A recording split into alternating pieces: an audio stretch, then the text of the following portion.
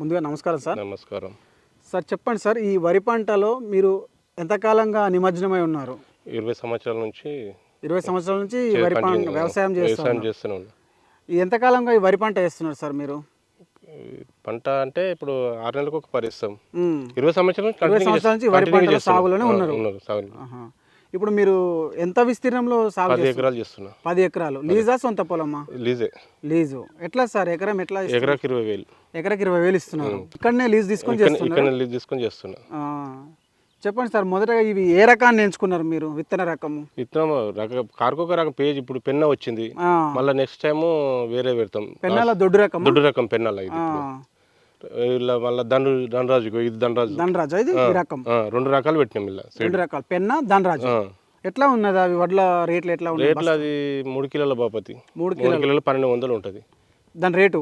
3 కిలోలు ఇది 10 కిలోలు 1200 రూపాయలు 3 3 కిలోలకు. ఇప్పుడు ఎన్ని బ్యాగులు పడుతున్నాయి మరి మీకు? ఎకరాకు 15 పోసిన అవి. ఎకరాకు 15 బ్యాగులు 3 కిలోల బాపతి. సరే, ఇప్పుడు ఒకటి వడ్లు అయితే ఏదైతే నారు పోసుకుంటారో ఎన్ని రోజులకు అది మీరు అలుపుకుంటారు? అంటే ఈ నారుగా వేసుకుంటారు ఎట్లా? దాని 4 రోజులకు మొలక నానవస్తాం వడ్లు. 4 రోజులు నానబోసుకోవాలి. మొలక వస్తుంది. మొలక వచ్చినాక దున్ని అల్కుడు చేసి పోస్తాం. అది ఎన్ని రోజులకు మరి మనం ఒక నెల 1 మంత్. నెల రోజులు అట్లనే ఉంటుంది తూకం.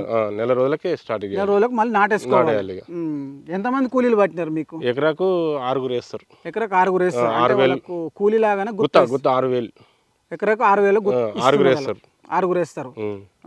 ఇప్పుడు ఎన్ని రోజులు అవుతుంది నాటు పెట్టుకొని? 2 నెలలు అయింది. 2 నెలలు అయింది. ఎన్ని నెలల పంట ఇది? 4 నెలల 15 రోజులు. 4 నెలల 15 రోజుల పంట. కటింగ్ వచ్చేస్తుంది 4 నెలల 15 రోజులకు. ఈ ఖర్చులు ఎట్లా ఉన్నాయి? ట్రాక్టర్ ఖర్చులు? ట్రాక్టర్కి మా సొంతం ఉంది కదా, డీజిల్ ట్రాక్టర్ డీజిల్ పోసుకో మొత్తం బయట అయినా కానీ ఎకరాకు 5,000 వస్తుంది ఖర్చు. ట్రాక్టర్ దున్నుడు 5,000, నా ఏతకు 6,000, మొత్తం 18,000 అవుతుంది ఎకరాకు. ఎకరాకు 18,000 పెట్టుబడి అవుతుంది. మొత్తం మొదటి నుంచి అయిపోయేదాకా. ఇక మనకు వడ్లు 40 క్వింటాలు 50. నాకైతే 40 క్వింటాలు 45 కన్ఫామ్ వెళ్తాయి. దిగుబడి వస్తుంది. కన్ఫామ్ వస్తుంది నాకు. 40 నుంచి 45 పక్కా. ఇక ఒక ఎకరం మీద వస్తుంది. ఒక ఎకరం మీద 2,400 క్వింటాల్ వడ్లు. 2,400 అంటే గవర్నమెంట్ వాళ్ళకి. గవర్నమెంట్.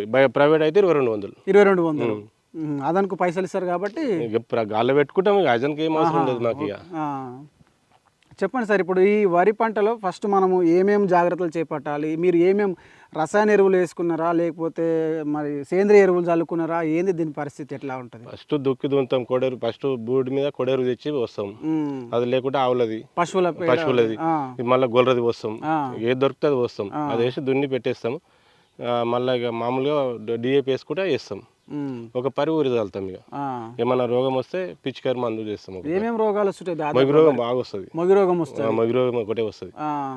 ఏం రాదు ఇక దానికి. మళ్ళా సుడిదోమ వస్తుంది వర్షాకాలం. ఇప్పుడు ఏం రాదు. వర్షాకాలంలో సుడిదోమ వస్తుంది.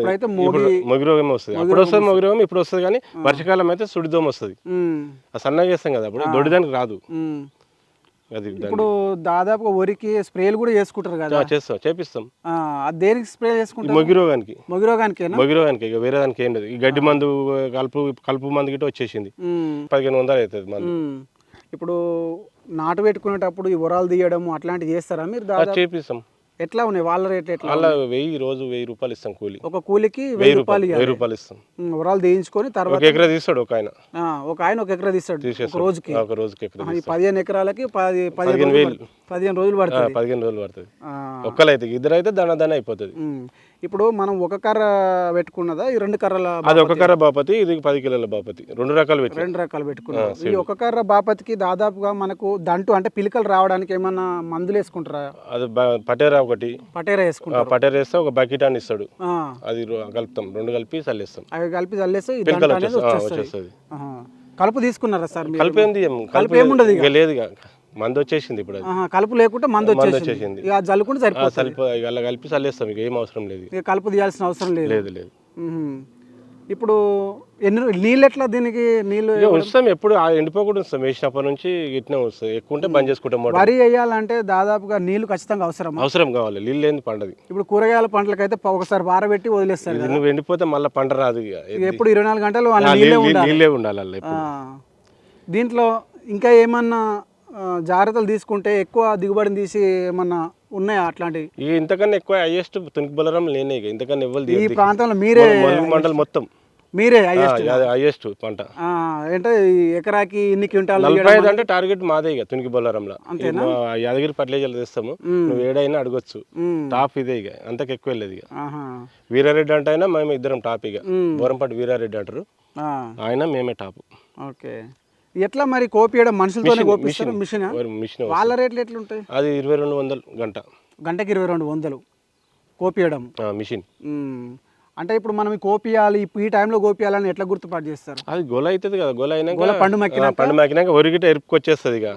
గింజ మంచిగా అయినాక కోపిస్తాం, కోపి చేస్తారు. మిషన్ వచ్చి ట్రాక్టర్లు పెట్టి కోపిస్తాం. ఇప్పుడు చెలతో కోసి అట్లా లేదు, గింత పరిస్థితి పెద్ద ప్రాసెస్ అయితే పెద్దది. అది కొయ్యారు, లేబర్ మిగిలేదు ఇక, పెట్టుబడి వెళ్ళదు అట్లా. పూలకే పోతాయి పూలు, మళ్ళీ వాళ్ళకి ఇప్పుడు మిషన్ ఎకరా గంట సేపు 20 నిమిషాలలో కోసేస్తుంది ఎకరా. సార్ ఇప్పుడు ప్రభుత్వము రైతు బంధు ఇస్తుంది అంటున్నారు, మరి అట్లాంటి ఇట్లా కౌలు పొలాలకు రైతు బంధు అందుతుందా? ఒక ఇస్తున్నారా, లేకపోతే రైతు యజమానులకే పోతుంది, మాకు రాదు కదా అది రైతు బంధు. మా సొంతం ఉంటే సొంతం వచ్చేస్తుంది, ఇది కౌలు రైతులు కౌలుకి రాదు కదా, యజమానికే పోతుంది. కౌలు రైతులకు కూడా ఇస్తామని చెప్పి అది వేస్ట్ పని, అది కాని పని అది. ఓకే. ఇప్పుడు యూరియా కానీ దీనికి సంబంధించినటువంటి రసాయన ఎరువులు కానీ ఏమైనా అందుతున్నాయా? ఇప్పుడు అదే ఎకరాకు ఒకటి ఇస్తుండు, ఎకరాకు ఒక బస్తా యూరియా ఇప్పుడు బుకింగ్ చేసుకున్నాడు. అది సరిపోతుందా? మరి సరిపోతలేదు, కానీ ఇప్పుడు ఏం చేయాలి, మళ్ళీ టైం తీసుకొని మళ్ళీ. ఇప్పుడు మీరు దాదాపుగా ఈ 10-15 ఎకరాలు వేసుకున్నారు. 10 ఎకరాలు అంటే ఇప్పుడు ఎకరాకు 10 సంచులు చల్లాలి మొత్తం 10 ఎకరాలకు. మళ్ళీ ఇంకో 10 సంచులు అయితే సరిపోతుంది. మరి అది ఎట్లా? మళ్ళీ ఒక వారం రోజులు ఏమన్నా బతిలాడాలి ఇక, మళ్ళీ వేరే వాళ్ళని బతిలాడుకొని మళ్ళీ తీసుకోవాలి ఇక, అప్పుడే అయిపోతుంది. 20 సంచులు మస్తు అయిపోతుంది 2 సార్లకు. ఇప్పుడు వరి పంట వేసుకోవడానికి ఎట్లాంటి భూములు సహకరిస్తాయి సార్? దాదాపు అన్ని భూములు సహకరిస్తాయి. నల్లరేగడి సహకరిస్తాయి, దుబ్బలు అయితే వాటర్ ఎక్కువ, ఇది అయితే నీళ్ళు తక్కువ అనుకో. నల్లరేగల నీళ్ళు తక్కువ, ఉష్ణం తక్కువ ఉంటుంది కాబట్టి మంచిగా వస్తుంది. అక్కడ మీదికి అయితే దుబ్బు ఉచికట్ అయిపో అనుకో, కూరగాయ ఇలా కూరగాయ వండదు ఇక్కడ. వర్షం కొడితే నీళ్ళు ఉండేస్తాయి ఇల్లు. ఇప్పుడు నారు వరి వేసుకోవడానికి ఏ కాలంలో వేసుకుంటారు దాదాపుగా? మన జనవరి డిసెంబర్లో నారు పోస్తాం, జనవరిలో వేస్తాం. మళ్ళీ ఇప్పుడు జూన్లో వస్తాం, జూలైలో వేసేస్తారు. మళ్ళీ వర్షాకాలంది. ఇప్పుడు 2 పంటలు సంవత్సరంలో 2 వస్తాయి, 6 నెలలకు ఒకటి. ఇప్పుడు డిసెంబర్లో వస్తే జనవరిలో వేస్తాం, మళ్ళీ ఇప్పుడు జూలైలో వస్తే జూన్లో వస్తే జూలైలో వేస్తాం. ఇప్పుడు ప్రభుత్వ వ్యవసాయానికి సంబంధించిన అధికారులు ఎవరైనా వచ్చి ఈ పంటలకు ఇవి చేయాలి, ఈ మందులు వేసుకుంటే బాగుంటుందని అట్లా ఎవరైనా వస్తారా మీ దగ్గర? మాకు ఎవరు రాదు, అగ్రికల్చర్ మేడమే భూసా పరీక్ష చేస్తారు, సంవత్సరం చేస్తారు, కంపల్సరీ చేస్తారు. ఇట్లా మార్చి పంటలు వేయాలని ఏం చెప్పారా? చెప్తుంది, కానీ ఇక మనం ఈ పండది కదా వేస్తాయి. ఒకసారి ఇప్పుడు నేను వరి ఏం చేస్తా అంటే, ఇప్పుడు అలా దొడ్డు చేసిన కదా, దొడ్డు చేసిన దాంట్లో ఇక్కడ వేసేస్తా, సన్న చేస్తా, ఎక్స్చేంజ్ చేసేస్తా. ఈ రకాలు మారుస్తారు కానీ పంట మాత్రం అదే ఉంటుంది. అదే వేస్తే రాదు ఇప్పుడు మళ్ళీ. ఇప్పుడు అదే కంపెనీ వేసినాం అనుకో, రాదు మళ్ళీ వరి, మళ్ళీ దాన్ని మార్చుకోవాలి. సార్ ఇప్పుడు ఒక చిన్న విషయము, మీరు ఇప్పుడు ఈ సంవత్సరం పంట వేసుకుంటున్నారు, పంట వేసుకున్నాక వచ్చే సంవత్సరానికి ఎక్కువ దిగుబడి వస్తుందా, అంతే దిగుబడి వస్తుందా, తక్కువ వస్తుందా? ఇక మనం పంటను బట్టి చేసిన దాన్ని బట్టి గ్యారంటీ దాన్ని తీయాలనుకుంటే చేయాలి. మీరు ఎప్పుడైనా తక్కువ ఎక్కువ కోల్పోయారా? ఎక్కువనే మొన్న వర్షకాలం దెబ్బతిన్నది, ఎక్కువ లాగోడు పెడితే అంత సుడిదం వచ్చి లాస్ అయినాం, ఒక 3 ఎకరాలు లాస్ అయినాం. కడ మీద అంతా దిగుబడి మంచిగా వచ్చింది. ఇప్పుడు ఇంకొక చిన్న డౌట్ ఏంటంటే, ఈసారి వేసుకున్న మందులు రసాయన యూరియాలు కావచ్చు, ఇంకేమైనా కోరమండలు అట్లాంటివి వేసుకుంటారు కదా, వచ్చేసారి ఎక్కువ చల్లుకోవాలన్నా అంతే మోతాదు లిమిట్, అంతే ఎక్కువ చల్లితే పని చేయదు. కొందరు అంటుంటారు కదా, ఎక్కువ చల్లితే ఎక్కువనే దిగుబడి వస్తుంది. ఎకరాకు మనం ఎంత ఎకరాకు DAP ఒక సంచి వేస్తాం, వేసేటప్పుడు మోతాదు ఎంత వేయాలో గంతేస్తేనే అదే లెవెల్ మెయింటైన్ చేస్తాం. అదే లెవెల్ మెయింటైన్. ఇక రోగాలు పడకుండా మనం చూసుకోవాలి. ఇంకొకటి సార్, ఈ పంటలల్లో ఎప్పుడైనా నష్టపోయినప్పుడు కానీ గవర్నమెంట్ వాళ్ళు ఏమైనా సహాయ సహకారాలు? ఏ సౌకర్యం లేదు, ఇప్పుడు రాళ్ళపడ్డప్పుడు ఇక్కడ ఇయ్యలేరు. రాళ్ళ వర్షాలు పడ్డప్పుడు కూడా రాలే. అధికారులు వచ్చి చూడలేదా? వాళ్ళు చూసుకోపోయారు, రాసుకపోయారు, కానీ రాలేదు. వరి పంట వేసుకోవాలంటే ఏమేం పద్ధతులు పాటిస్తే, మాలాంటి వాళ్ళు ఏమేం పద్ధతులు పాటిస్తే చేయాలనుకుంటే మీరు ఏం చెప్పదలుచుకున్నారు? అదే ఇప్పుడు ఎరువు వేయాలి స్టార్టింగ్ లా, తుకం అడుగు మంచిగా, అది గొర్రెలు తెచ్చి పోసుకోవాలి, తుకం మంచిగా లేపుకోవాలి. 1 నెల రోజులకు నాటుబెట్టి చుట్టూ మంచిగా కొడెరువు కానీ మన గోదలది కానీ తెచ్చిపోస్తాం, దున్ని వరాలు గిట్ట సాఫ్ చేసి మళ్ళీ వేపిస్తాం, నాటేపించుకుంటాం, కూలర్లో పిలిచి వేస్తాం. ఎకరాకు 6,000 లెక్కలు తీసుకుంటారు. వ్యవసాయం ఈ వరి పంట వేస్తే లాభం ఉంటుందా నష్టం? లాభమే ఉంటుంది, నష్టం ఎప్పుడు ఉండదు. లాభం ఉండేప్పటికే చేస్తాం, నష్టం అయితే ఏం చేస్తాం? దీన్ని ఎంత పెట్టుబడి పెట్టినారు సార్ మీరు స్టార్టింగ్ నుంచి ఇప్పటి వరకు? ఎకరాకు నేను చెప్తున్నా, మొత్తం ఎండింగ్ వరకు 15,000 వస్తుంది ఎకరాకు 15,000 ఖర్చు మిషన్తో సహా. లాభాలు ఎట్లుంటాయి దీని? లాభాలు అంటే ఇప్పుడు ఎకరం మీద 15,000 పెట్టుబడి పెడితే ఎంత లాభం తీయొచ్చు? ఎకరానికి ఇప్పుడు 80,000 వస్తుంది. ఒక ఎకరం మీద 80,000 వస్తుంది, 80,000 కన్ఫర్మ్. ఆ 80,000 వెళ్ళి 15,000 తీసేయి, 65,000. 20,000 తీసేయి, 20,000 తీసేసి 60,000. 60,000 మిగులుతాయి, కన్ఫామ్ మిగులుతాయి. ఏవైనా బియ్యం పట్టించినా అంతే వస్తుంది, దేనికైనా అంతే వస్తుంది. సార్ మీ విలువైన సమాచారంతో పాటు సమయాన్ని కేటాయించినందుకు మాకు ప్రత్యేకంగా మా ఛానల్ తరపున ధన్యవాదాలు. ధన్యవాదాలు. చూసిరు కదండి, రైతు నరసింహారెడ్డి గారు 20 సంవత్సరాలుగా ఈ వరి పంటను సాగు చేస్తూ ఉన్నారని చెప్పేసి చెప్తా ఉన్నారు. ఇందులో ఎకరానికి 15,000 రూపాయల పెట్టుబడి పెట్టినప్పటికి కూడా ఎకరానికి 80,000 రూపాయల లాభాన్ని చేకూర్చుకోవచ్చు. ఇందులో 20,000 ఖర్చు తీసేసినప్పటికి కూడా 60,000 రూపాయలు మిగులుతుందని చెప్తా ఉన్నారు. వాళ్ళు చెప్పదలుచుకున్న విషయం ఏంటంటే, దేశానికి అన్నం పెట్టే రైతు ఎవరైతే ఉన్నారో రైతును ప్రభుత్వం గారు లాభాలలో ఉన్నప్పుడే కాకుండా నష్టాలలో ఉన్నప్పుడు కూడా మమ్మల్ని ఆదుకుంటే మరింత దిగుబడిని తీసి దేశానికి మరింత ఉత్పత్తిని అందిస్తామని చెప్తా ఉన్నారు. ఇందులో భాగంగా చూసుకున్నట్లయితే భూ పరీక్షలు కావచ్చు, ఇవి ఈ వరి పంట ఏదైతే ఉందో ఇది అన్ని భూములకు వాటర్ సమస్య లేకుంటే అన్ని భూములకు అనుకూలంగా ఉంటుందని చెప్తా ఉన్నారు.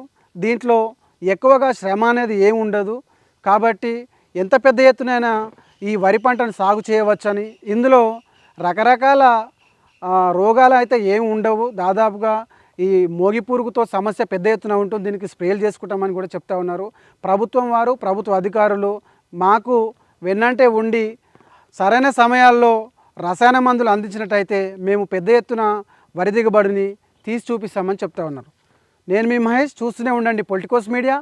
మరిన్ని వ్యవసాయానికి సంబంధించినటువంటి నూతన పద్ధతులను మీ ముందుకు తీసుకురావడానికి నేను ప్రయత్నం చేస్తూ ఉంటాను. Cameraman కొలిచెల్మ శేఖర్తో. Please subscribe to the channel and download the Politicos app from the links in the description.